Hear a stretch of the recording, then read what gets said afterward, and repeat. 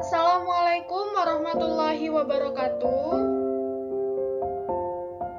Sebelumnya, izin memperkenalkan diri, nama saya Nadia Razak dengan NPM 2214071022 dari kelas TP. Dengan dosen pengampu Bapak Dr. Mareli Telaum Banua, STP MSc. Pada kesempatan kali ini, saya akan mempresentasikan tentang sistem penyaluran bahan bakar solar atau diesel. Poin yang akan dibahas yaitu yang pertama definisi, sejarah, komponen utama sistem penyaluran, sistem bahan bakar diesel dengan pompa inline, sistem bahan bakar diesel dengan pompa distributor, aliran bahan bakar pada mesin diesel, kelebihan dan kekurangan, kemudian kesimpulan. Definisi sistem penyaluran. Sistem penyaluran bahan bakar diesel adalah sistem yang bertanggung jawab untuk menyimpan, mengirim, dan mengatur aliran bahan bakar diesel ke mesin pembakaran internal. Sistem ini terdiri dari beberapa komponen utama termasuk tangki bahan bakar, pompa bahan bakar, filter bahan bakar, injektor bahan bakar, regulator tekanan bahan bakar, dan sensor-sensor yang terkait. Kemudian, pengertian motor diesel.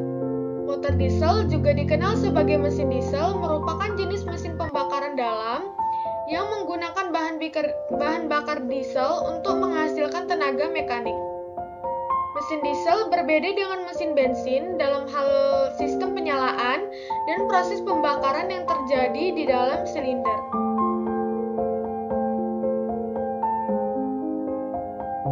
Kemudian, sejarah mesin diesel. Sejarah mesin diesel dimulai pada akhir abad ke-19 dengan ditemukannya Rudolf Diesel, seorang insinyur Jerman. Rudolf Diesel mengembangkan ide mesin yang beroperasi berdasarkan prinsip pembakaran kompresi, yang sekarang dikenal dengan mesin diesel. Pada tahun 1892, Rudolf Diesel berhasil mematenkan prototipe mesin diesel pertamanya. Mesin ini menggunakan prinsip pembakaran kompresi, di mana udara bertekanan tinggi yang masuk ke ruang bakar menjadi sangat panas, sehingga menyebabkan bahan bakar yang diinjeksikan ke dalam ruang bakar terbakar secara spontan. Kemudian pada tahun 1897, Rudolf Diesel memperkenalkan mesin diesel besar pertamanya yang lebih efisien dibandingkan mesin uap yang umum digunakan pada saat itu. Mesin diesel pada awalnya digunakan dalam aplikasi industri seperti pembangkit listrik, kapal, dan pertambangan. Sejak pertemuan pertama Rudolf Diesel, mesin diesel telah mengalami banyak pengembangan dan perbaikan. Desain mesin diesel mengalami penyempurnaan, mulai dari sistem injeksi bahan bakar, sistem pembakaran hingga kontrol elektronik. Mesin diesel kini banyak digunakan di berbagai bidang seperti transportasi jalan raya, transportasi laut, pembangkit listrik, pertanian, dan industri lainnya. Kemudian, komponen utama sistem penyaluran. Yang pertama, ada tangki bahan bakar, yang kedua, pompa bahan bakar, dan yang ketiga, filter bahan bakar, yang keempat, nozzle bahan bakar.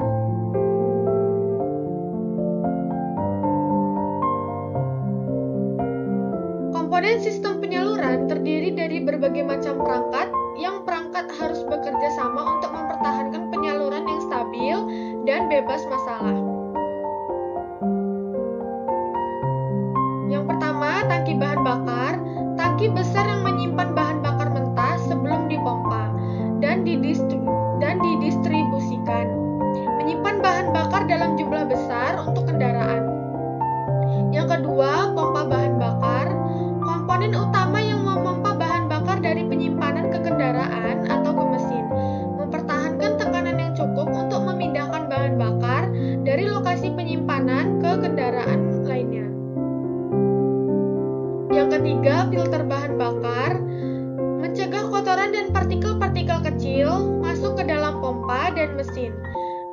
membuat bahan bakar menjadi lebih bersih sehingga lebih efisien. Yang keempat, nozzle bahan bakar berfungsi sebagai pemegang yang memasukkan bahan bakar ke dalam kendaraan atau mesin melalui pompa. Kemudian, sistem bahan bakar diesel dengan pompa inline terdiri dari beberapa komponen, diantaranya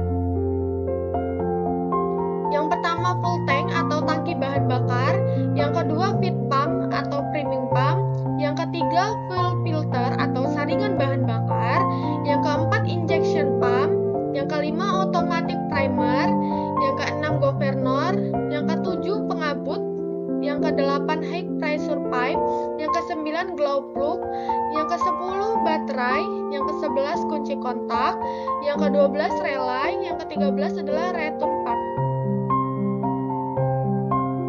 Yang pertama adalah full tank atau tangki bahan bakar, berfungsi untuk menyimpan bahan bakar sementara yang akan digunakan dalam penyaluran. Yang kedua, feed pump atau priming pump, sering disebut pompa penyalur, berfungsi untuk memompa bahan bakar dari tangki dan mengalirkannya ke pompa injeksi sebagai pemberi tekanan awal. Berfungsi pula untuk membuang udara yang terjebak di dalam saluran antar tangki dan pompa injeksi atau bleeding fungsi priming pump. Yang ketiga, full filter atau saringan bahan bakar, biasanya terdapat dua, yaitu pada bagian sebelum feed pump yang dilengkapi pula dengan water separator yang berfungsi untuk memisahkan air dalam sistem, dan setelah feed pump yang berfungsi untuk menyaring kotoran yang terdapat pada bahan bakar untuk menjaga kualitas bahan bakar. Dikarenakan adanya senyawa-senyawa kotoran dan air yang terkandung di dalam bahan bakar. Yang keempat, injection pump atau pompa injeksi, berfungsi untuk menaikkan tekanan bahan bakar sehingga bahan bakar dapat dikabutkan oleh nozzle, mengatur atau menakar jumlah bahan bakar yang dibutuhkan oleh engine, menyalurkan bahan bakar ke injektor, dan mengatur saat injeksi sesuai dengan putaran mesin. Yang kelima, automatic timer, berfungsi untuk memajukan saat injeksi sesuai dengan putaran motor atau mengatur saat injeksi bahan bakar. Automatic timer terpasang pada bagian depan pompa injeksi yang berhubungan dengan timer gear atau gigi timing. Yang keenam, governor, yaitu berfungsi untuk sebagai pengatur jumlah injeksi bahan bakar sesuai dengan pembebanan motor. Governor ini terpasang pada bagian belakang pompa injeksi. Yang ketujuh, pengabut atau nozzle injector, berfungsi untuk mengabutkan bahan bakar atau menyemprotkan bahan bakar dalam bentuk kabut agar mudah bercampur dengan oksigen sehingga mudah terbakar dengan silinder mesin. Yang kedelapan ada high pressure pipe atau pipa tekanan tinggi, berfungsi untuk mengalirkan bahan bakar bertekanan tinggi dari pompa injeksi ke masing-masing pengabut atau nozzle. Pipa tekanan tinggi terbuat dari bahan baja yang tahan terhadap tekanan tinggi. Yang kesembilan, glow plug atau busi pijar atau busi pemanas, berfungsi untuk memanaskan ruangan pre-chamber atau ruang bahan bakar pada saat mulai start. Yang ke-10, baterai atau aki, berfungsi sebagai sumber energi listrik yang mensuplai atau menyalurkan energi yang dibutuhkan oleh motor starter saat start, dan busi pijar untuk memanaskan ruangan per chamber. Yang ke-11, kunci kontak atau ignition switch, berfungsi sebagai saklar utama pada sistem kelistrikan kendaraan. Yang ke-12, relay, berfungsi sebagai pengaman dan pengatur saat pemanasan ruang per chamber oleh busi pijar.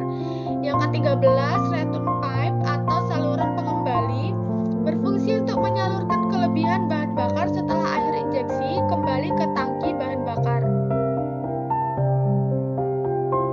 Kemudian, sistem bahan bakar diesel dengan pompa distributor terdiri dari beberapa komponen, diantaranya yang pertama full tank atau tangki bahan bakar, yang kedua full filter atau saringan bahan bakar, biasanya dilengkapi dengan pompa priming atau priming pump untuk membuang udara jika terjebak di dalam sistem. Di samping itu dilengkapi pula dengan water centimeter untuk memisahkan kandungan air di dalam bahan bakar. Yang ketiga, injection pump. Di dalam pompa injeksi, selain plunger juga untuk meningkatkan tekanan injeksi. Di dalam pompa injeksi juga terdapat feed pump untuk memberikan tekanan awal memompa bahan bakar dari tangki ke pompa injeksi.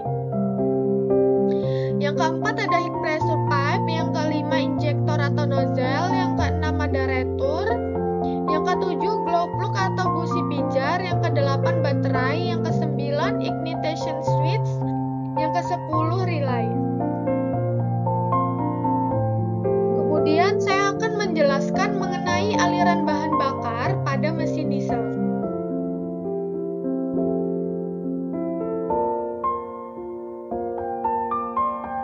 Pertama, saya akan menyebutkan komponen-komponen yang ada pada sistem bahan bakar diesel. Yang pertama, ada tangki bahan bakar. Yang kedua, piston pump. Yang ketiga, ada priming pump. Yang ketiga, ada filter bahan bakar. Yang kelima, ada water centimeter. Water centimeter ini berfungsi untuk memisahkan air dari bahan bakar dengan memanfaatkan perbedaan berat jenis. Bila tinggi air di dalam sentimeter sudah melebihi batas, maka indikator yang ada di dalam dashboard akan menyala untuk memperingatkan pengemudi bahwa air yang telah terkumpul di water centimeter sudah melebihi batas. Pada water centimeter terdapat sebuah keran untuk mengeluarkan air tersebut. Yang keenam ada bus pump, berfungsi untuk memompa bahan bakar dengan tekanan yang sangat tinggi agar dapat diinjeksikan melalui nozzle. Ada dua jenis bus pump pada mesin diesel. Yang pertama adalah tipe distributor, yang kedua adalah tipe inline. Tipe distributor digunakan pada kendaraan kecil seperti mobil keluarga, sedangkan pada tipe inline digunakan pada kendaraan dengan muatan yang besar atau berat seperti truk atau alat berat. Kemudian yang ketujuh ada nozzle, berfungsi untuk menginjeksikan bahan bakar ke dalam ruang bakar.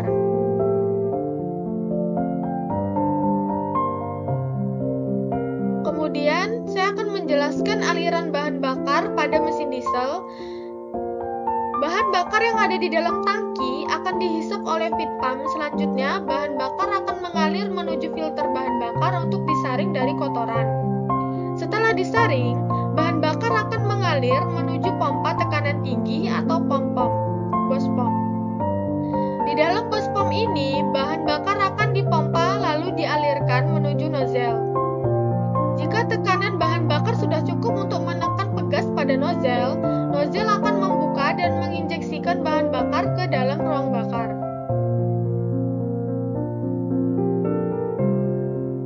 Kemudian, kelebihan dan kekurangan. Kelebihan sistem penyaluran bahan bakar solar atau diesel adalah sebagai berikut. Yang pertama, efisiensi. Diesel memiliki tingkat efisiensi yang tinggi dalam hal pembakaran dan penggunaan energi.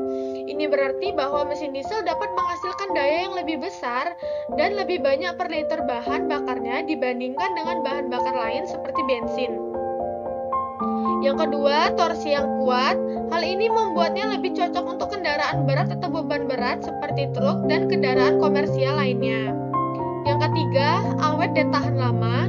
Mesin diesel memiliki desain yang lebih tahan lama dan lebih tahan terhadap kehausan dibandingkan dengan mesin bensin.